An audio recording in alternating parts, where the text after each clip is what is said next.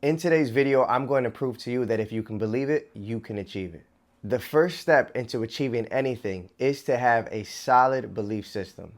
If you believe that what it is that you're doing is not important, you will act as such. I will be sharing 3 major concepts that if you keep them in your mind when you are focusing and setting your intentions to accomplishing something, this will take you to the next level. Or at least this will make you break through the disruption that comes when you do set your intentions. Now, the first one is the spiritual law of polarity. For every single thing has an opposite side to it. That means if you are being bound by something, you have to be free by its polar opposite. In today's topic, if you are bound by doubt, you are free of faith. If you are bound by faith, then you are free of doubt. There will be times that when you set out to do something, what you feed will grow. Doubt has an appetite, and doubt is going to be wanting you to feed it in your mind that the outcome is for you to stop doing what you set out to do. Instead, to kill any appetite, you starve it.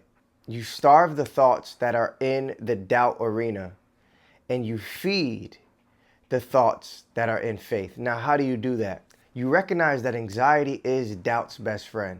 You can only be anxious about an outcome that you don't desire. Now, how do you combat that?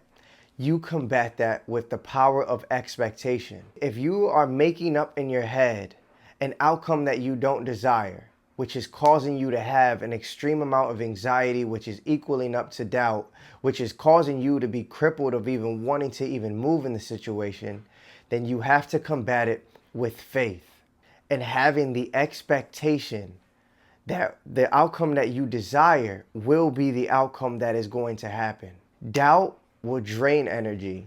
The expectation would possibly even make you feel like you already accomplished it to give you the energy to accomplish the thing. It's all in the mind. So how does that look as far as in the physical? An example would be before I go into the gym, there will be a moment of, man, the pain that my body's going to endure right now, and I would start to see myself doing regular life things and being in pain because of the gym, which will cause a doubt of like saying, hey, do we even want to get this workout in today? Knowing that my mind will start using my imagination against me, I have to actively start imagining how great am I going to feel 3 weeks from now or a week from now when I'm doing those normal day-to-day things and I'm stronger, I'm a better version of myself.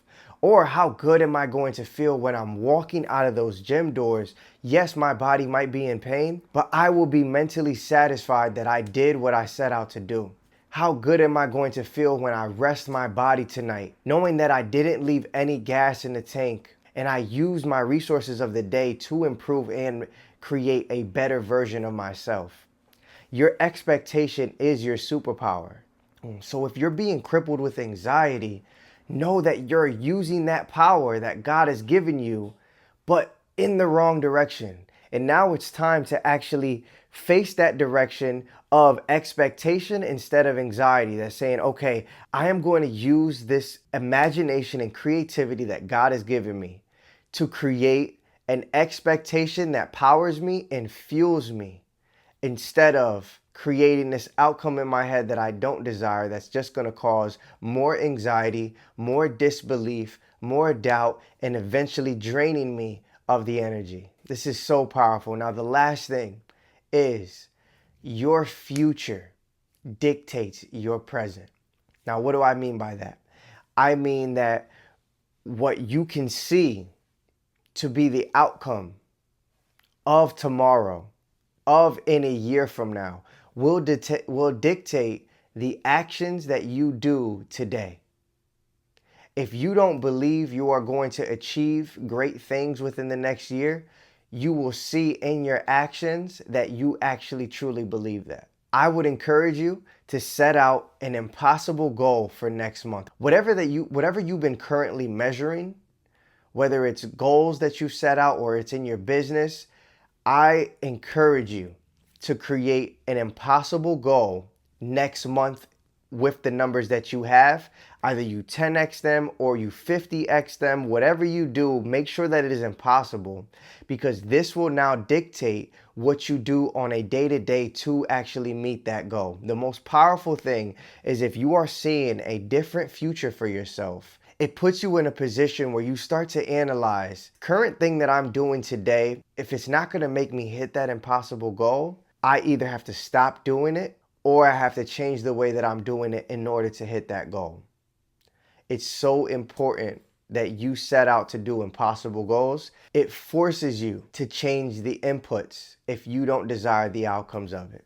But if you believe that you can do all things through Christ who strengthens you, you will be able to achieve anything that is in front of you.